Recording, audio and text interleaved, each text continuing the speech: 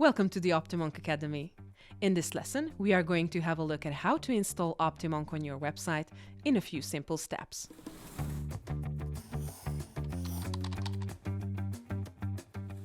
Don't worry, you won't need to sharpen your tech skills to do this. Depending on the platform you use, you have two options to choose from. If you have a custom-built site, you'll need to access the source code and insert a single line of JavaScript code in the head section of each page of your website. You may need a developer to help you with that. However, if your website is built on WordPress, Magento, or on Shopify, we have good news for you. OptiMonk has integrations with these platforms to make the setup quick and easy. Today, I'm going to use the Shopify store as an example. After logging into your store, you'll add the OptiMonk app from the Shopify App Store. Choose Apps from the menu and click on Visit the Shopify App Store.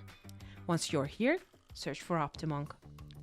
Click on the Add App button to install OptiMonk on your Shopify store. On the following screen, click on the Install app to finish the setup process.